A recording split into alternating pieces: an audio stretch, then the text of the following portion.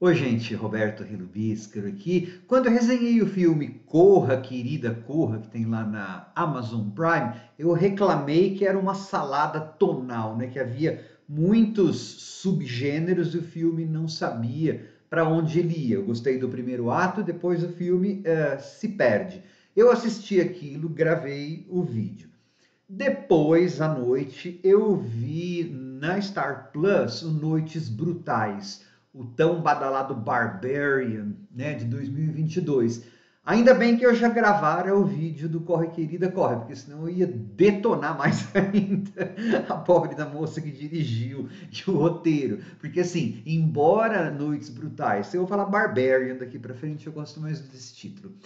Embora Barbarian não seja perfeito, ele é uma salada tonal muito bem temperada, tá? É assim, cada ato do filme é uma coisa, a mudança é assim brutal e súbita, tá? Tanto é que eu nem vou poder falar muito do enredo, mas eu vou fazer uma sessão de spoilers que eu avisarei antes de começar, para dar tempo de desligar o vídeo e tal. Esse vídeo acho que pode durar meia hora, né? Porque esse filme tem um monte de coisa, tá?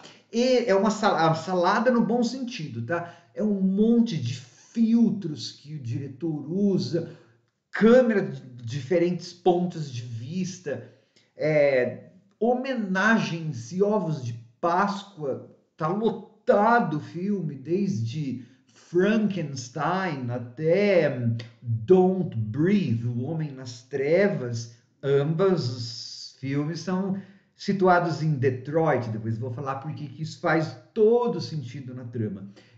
Tá? Mas por que que no filme Noites Brutais, essa salada tonal, esses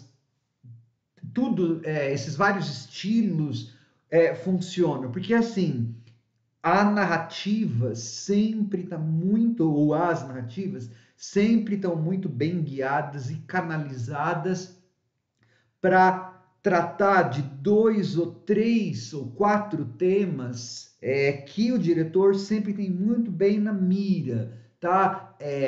Misoginia, insegurança que as mulheres sentem, doença mental, empobrecimento, desindustrialização, empobrecimento das áreas dos tais suburbs em algumas regiões dos Estados Unidos por causa da gentrificação. Mas basicamente o que salta aos olhos é a questão da mulher, né? Da insegurança das mulheres e da masculinidade tóxica. Vai entrando plots ou enredos que parecem ser diferentes, mas todos vão te jogar para o começo da história e para antes dessa história. Todos vão estar canalizados num riozão que vai cair num mar só. Aí você tem um filme sólido, bem pensado, não é uma bagunça. Aparentemente ele parece uma bagunça, mas ele não é uma bagunça como Corra Querida Corra, que é por isso que eu vou fazer os spoilers, né? Eu, durante aqui o vídeo, eu vou falando sem dar, né, antes dos spoilers, sem dar muitas, sem estragar. Porque é um filme que não dá para você falar muito, tá? O que eu posso dizer, assim, é que é um grande filme de terror de 2022, de um diretor que é estreante em filme de terror. Ele é, acho que de uma trupe cômica, que fez umas coisas cômicas. Em terror, esse é o primeiro dele. E uau! Tá? Que filmão! Antes de continuar, gostaria de convidá-los a se inscreverem no canal Robertando, curtirem os vídeos, compartilharem-nos, eu agradeço imensamente. Bom, o filme se passa em Detroit, tá? Igualzinho o Homem nas Trevas, o Don't Breathe.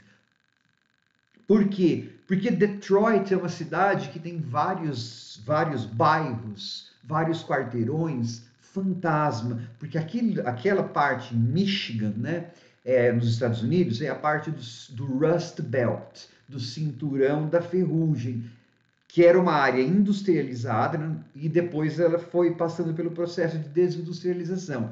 A cidade de Detroit era muito famosa pela indústria automobilística, e essa indústria flopou lá, né? A economia mundial mudou tudo, E as pessoas foram saindo de Detroit. Isso vai lá no terceiro ato do filme, né? Na atualidade, existem grandes porções da cidade que são fantasmas. Por isso que o Homem nas Trevas podia ter aquele casarão abandonado lá sem que ninguém enchesse o saco dele. Quando as pessoas foram encher, elas se ferraram, descobriram que não podia se mexer com ele. Ali, nesse filme, essa é uma das razões. Então, o filme está falando disso, não é à toa que depois vai voltar lá para os anos 80, que é a gênese disso com o neoliberalismo do Reagan, por isso que fala do Reagan num pedaço do filme, é tudo muito bem estruturado, tá? Então, ele se passa em Detroit e começa, eu vou falar só um bocadinho, né? Para quem não viu. Começa com a Tess, que é uma moça afro-americana que reservou uma casa pelo Airbnb. Tá? Ela foi doida o suficiente para reservar uma casa em Detroit. Ela faz um monte de atos assim típicos de filme de terror. Poor decisions, né? Decisões ruins. Mas isso, em parte, é o diretor brincando com esses lugares comuns de filme de terror, porque parte desse filme é uma sátira também, né? Um dos defeitos dessa mulher, inclusive, é querer ficar ajudando homens. E ela sempre vai se ferrar quando ela vai querer ajudar homem, né? O filme até radicaliza um pouco na gente homem, mas enfim, nem todos somos assim. Mas enfim, ela reserva um Airbnb numa noite chuvosa, num dessas ruas de Detroit, onde não tem nada. Imagina, eu que sou estrangeiro, sei que não deveria fazer isso. Ela é uma norte-americana e não sabe, e negra ainda por cima, mas é o que tinha. E ela desce do carro. Para quem já alugou o Airbnb, sabe como funciona, né? A gente tem, às vezes, as chavinhas, você pega o código, eu já fiz isso em vários lugares. Não em Detroit, no meio do nada, né? Sempre em lugar central. Mas, enfim, quando ela vai tentar entrar na casa, tá trancada. A chave não tá lá, não sei o quê. Ela volta pro carro, tenta ligar para moça da qual ela alugou, companhia, não, não consegue. Uma luz se acende dentro da casa, aí ela bate na porta. Tem um cara já. Então, ele também está criticando em vários momentos o mercado imobiliário, tá? Essa coisa do valor da propriedade, todas as partes do filme você vai ver alguém saindo de casa ou medindo a casa porque tem que vender, né? Ele nunca perde essas coisas do foco. Bom, quem que é o cara que tá lá dentro? É o Bill Skarsgård. Para gente que é fã de terror, a hora que abre a porta é o Pennywise, o palhaço do It. Você fala, ai, ai, ai, essa moça tá ferrada. Só que lembra, no mundo ficcional em que ela vive, ele não é o Pennywise, ele é um cara. Mas ela é uma moça, então é claro que ela fica com medo, né? E aí que tá um dos baluartes do filme. Nós, meninos, somos criados para não... A gente é criado mais ou menos para não ter medo de nada. A gente é um homem. Agora, menina, eu tenho uma sobrinha neta, por exemplo, eu falo para ela, só vai conversar quando o tio falar. A mãe dela fala a mesma coisa para ela, não entra em carro com ninguém, não sei o quê. A mulher é socializada para ter medo de nós, e tem razão, porque tem um monte de porcaria no mundo. E aí, quando ela demora para essa menina entrar na casa, mas ela acaba entrando, tá chovendo, vai ter uma convenção na cidade, os hotéis, né, estão lotados. E aí começa uma coisa que aparentemente não é de terror, mas imagino que para as mulheres, ou para a gente que é mais sensível, né, seja essa moça se depara com um estranho que é gentilíssimo, só que toda essa gentileza dele acaba tornando mais estranho ainda, né? Porque ele fica falando toda hora, não, pode ficar sossegado, eu não vou te atacar, eu não vou te atacar, eu não vou te atacar, né? E quando a pessoa fala muito isso, e olha, eu sei que essa primeira parte do filme, esse primeiro ato, se eu estivesse vendo no cinema, raramente tenho vontade de ir ao cinema hoje em dia, mas olha, eu fico com vontade de ver aquilo no cinema. Eu sou um senhor que vê terror há, sei lá, 40 e tantos anos. Porque depois, é claro, a casa tem porão. Que filme de terror, que casa que tem porão, que as personagens não vão pro porão. Eu fiquei no sofá assim. Só que daí muda tudo. e aí eu não posso falar mais, só vai ser na sessão de spoilers.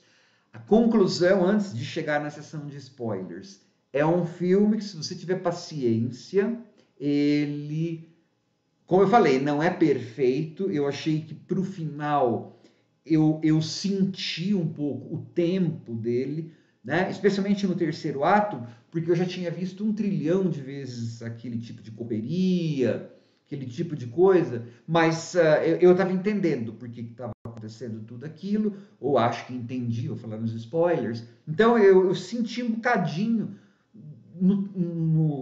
de arrastar quando eu estava no fim do filme. Acho que porque eu amei muito o primeiro ato, né? É um dos meus tipos de filme favorito que tem no primeiro ato. O terceiro ato o segundo ato é outro filme, o terceiro ato é outro filme, mas tudo tá junto. Eu acho que é um dos grandes filmes de terror de 2022. Tem gente já falando que ele é um clássico. Eu não chego a tanto, né? Eu acho que tem uns probleminhas, tal, mas assim, é um filmaço, tá? Para quem é fã de terror sério, recomendo ver. Porque às vezes você fala aqui, né? Se você for de terror sério, não sei o quê, porque eu assisto muito terror, né? Então, esse é um filme para nós, fãs de terror.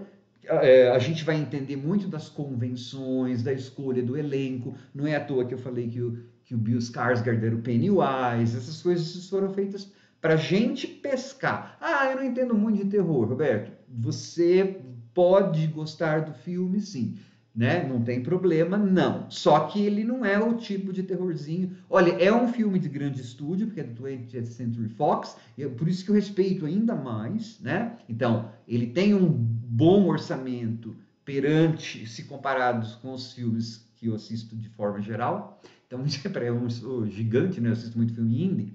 Mas um grande estúdio fazer um filme desses que se você. Eu não vi trailer, mas eu acho que se eles colocam todas as partes do filme no trailer, estraga tudo. Porque quanto menos você souber, tá? Só que vai dar meio uma confusão. É um bom filme. Você fala, nossa, que resenha vaga. Eu não posso ser muito mais. Agora é que eu vou começar a falar do filme na sessão de spoilers. Então eu vou falar de. São 3 períodos. Por isso que eu falei que esse vídeo vai durar uma meia hora. Tá? Então, sessão de spoilers, tempo para desligar vídeo, para sair de onde está.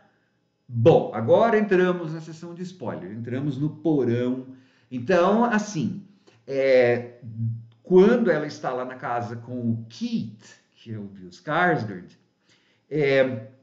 ela vai para entrevista lá, tudo, né?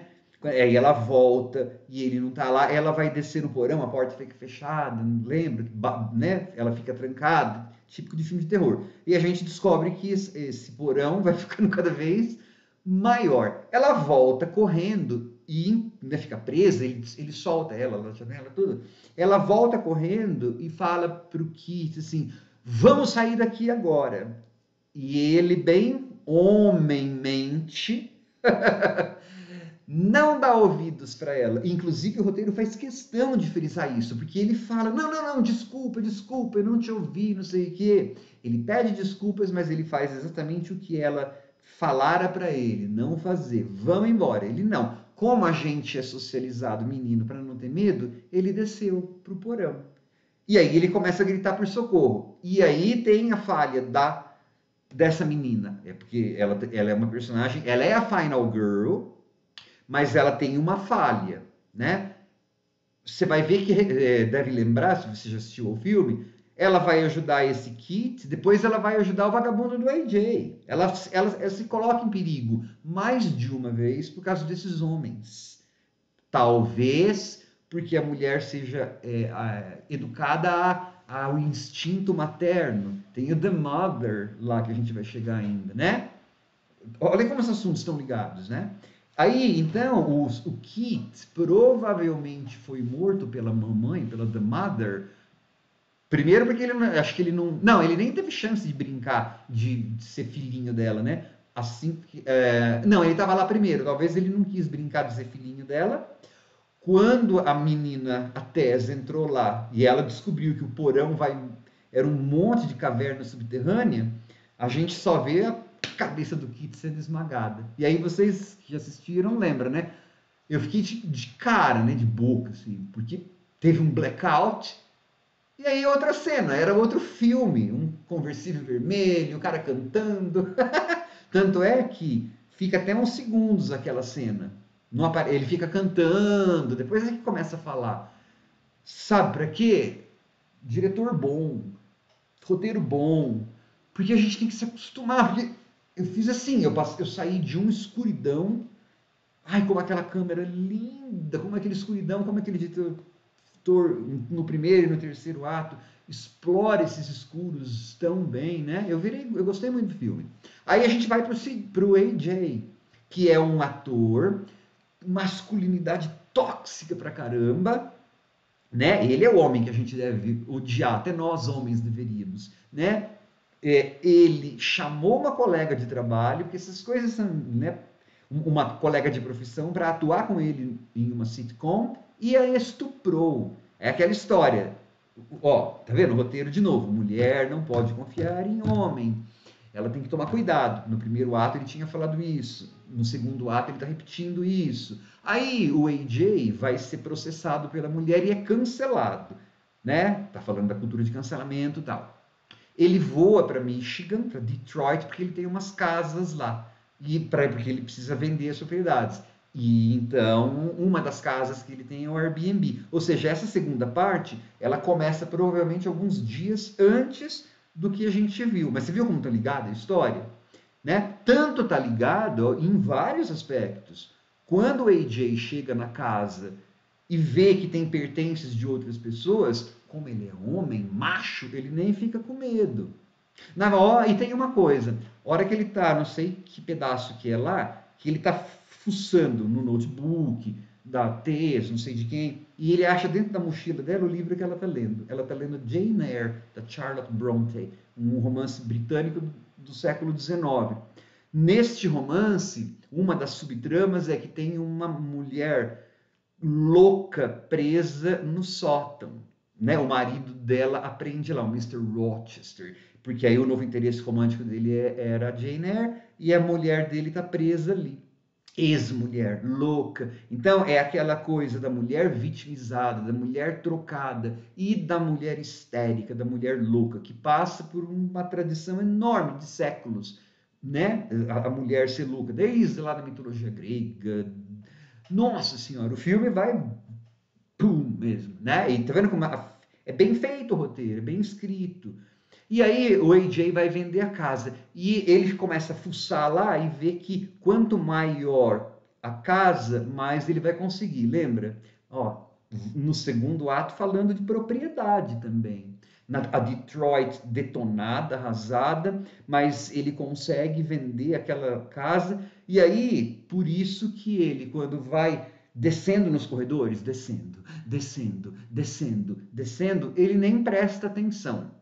Tanto pelo egocentrismo dele, porque ele passa naquele quarto onde tem a câmera, a cama, o balde, ele nem percebe, porque ele tá com a fita métrica e tá lá, vou ganhar mais dinheiro, a propriedade tá valendo, né? Aí ele encontra a Tess, que tava lá fazendo o papel de filhinha da Mother, mas a Tess é mulher, né? A Tess é mulher. E aí o AJ, claro, né? Muito mais óbvio do que o Kit, coitado. Que eu acho o filme um pouco exagerado, tadinho do Kit. Só porque não viu ela naquela hora. É só homem, mas o cara que fez o roteiro também é, né? O diretor. O AJ, porque ela fala para ele, você finge que você é filho dela. E ele, não bebe o leite, não vai. Né? Ele não quer beber o leite, então ele já vai incorrer na ira da mãe, da the mother.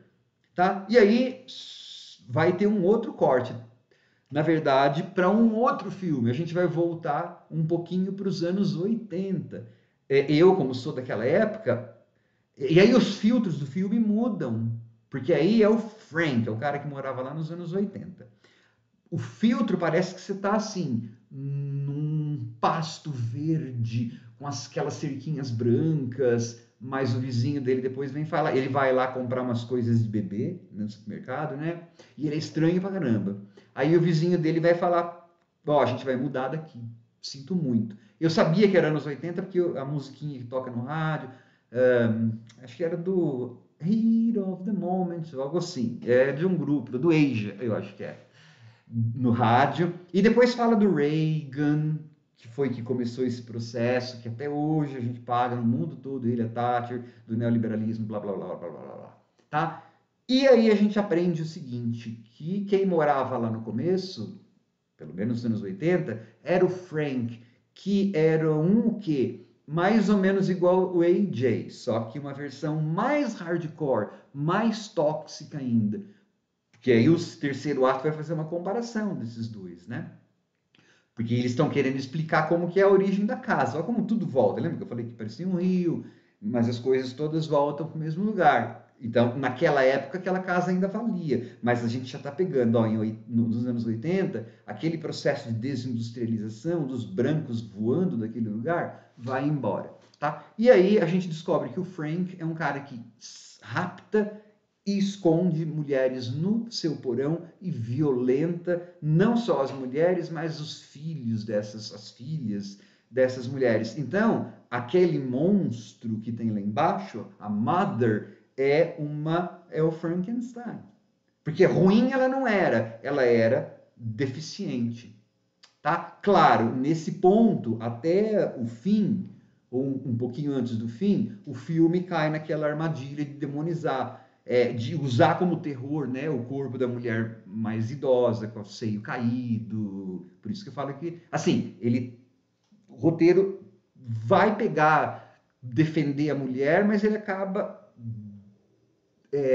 não sendo perfeito nisso, né? A história da loucura, a história do corpo da mulher sendo explorado, do corpo da mulher mais velha sendo explorado, né? Aqueles seios caídos são usados no filme para dar nojo. Então, é um problema que o roteiro...